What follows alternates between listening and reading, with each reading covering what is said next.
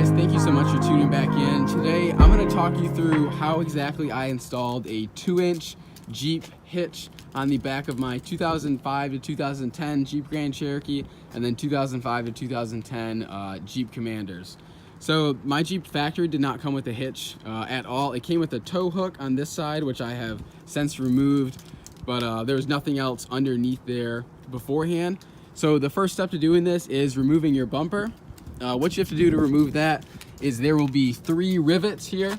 You can see there's 1 rivet at the top, 1 in the middle, and then 1 at the bottom. And then you will also need to remove these 2 plastic snaps here. There's 1 there, and then there should be 1 there, even though there isn't. So once you do that, this whole back inner fender liner portion will come right out.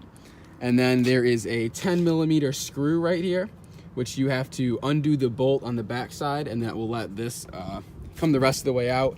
Then you can begin to pull these out once you get everything else loosened. So everything else you have to loosen includes, there is 4 snap pins here. They are all like this, so you can easily undo them with 2 screwdrivers, or if you have the special tool to do that. We broke most of ours. So we decided to just put rivets back in because we had plenty of those. You also need to remove these, which are T14, I believe, or T8. So make sure you have a set of those like hex bolts, screws available, just so you can do that. I'm trying to think of what else. And then there's 4 bolts at the bottom down here, 4 of these that snap into the piece of plastic that is behind your bumper. It's kind of like your bumper support and reinforcement. So once you get all those done, you'll be able to take the whole bumper off from there. And then you will have essentially there's 4 bolts, like 1, 2, 3, 4, that are already in your vehicle waiting for a hitch essentially. So if you have a hook down here, there is 2 bolts right here. I believe they're 18mm, and then there's a brace that goes from there to 1 bolt here. You'll have to undo the bolt for the brace for your hook. So essentially for me, it just made it so that hook was not worth keeping because I got rid of the brace, so there was no point in assuming that it would be like structurally stable because there was no brace to really reinforce everything. So I just decided to ditch that.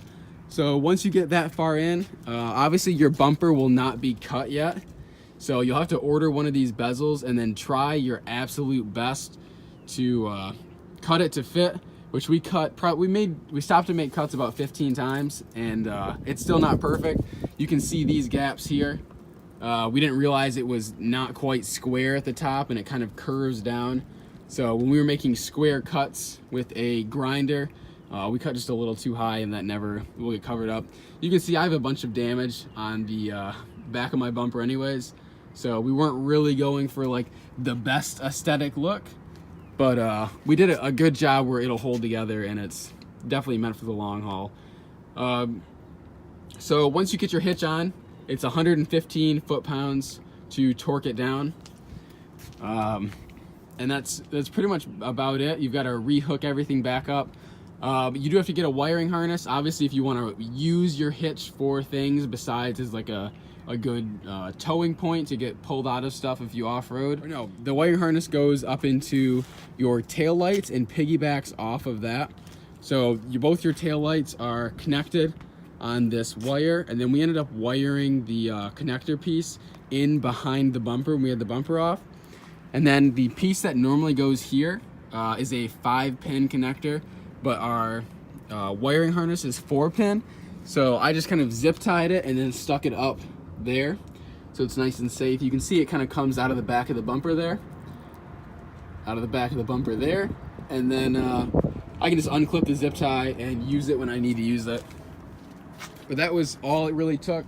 Took us a lot longer to do this than we really expected to, but it's definitely a job well done. Also, with your wiring harness, you will have a ground that you need to attach. We decided to put the ground in here because the ground has to come from this side. It's only so long to connect from one of the sides, and this is the side that they decided to put it. So our ground is behind this, which is perfect because it's good metal to metal contact. But that's all that really consisted of putting this hitch on. It definitely takes a lot of time, and you want to be careful taking your time cutting the bumper out. That's probably what took 85% of the time. Once you get the bumper off, it was super simple to do that, and then just pop the bumper back in, make sure everything's set, and then just replace your screws back into where they belong. If you don't want to buy one of these bezels are, I believe, $65 on eBay, and that was the cheapest that I could find for a new one. If you don't want to do that, you could realistically cut your bumper just right based off of where your hitch is. Just cut it up, cut it over, and then cut it down again. That's how we initially started with making our hole, because we knew we would need at least that much. And honestly, it didn't look too bad, so we definitely could have considered keeping that instead of spending all the money for the bezel and then going with the route that I did. But I hope that helps. If you guys have any questions with installing your hitch, please just shoot me a DM or leave me a comment down below. I'd be happy to help. We spent a long time walking through this, trying to figure out the best way to do things. So thank you so much for tuning in. I hope you guys learned something. Again, if you have any questions, feel free to leave a comment. Hit the like button if you learned anything. Subscribe if you're new, and turn the bell on so you can see more of my content as it comes out every Monday and Friday. Thank you so much for tuning in. I will catch you guys in the next video.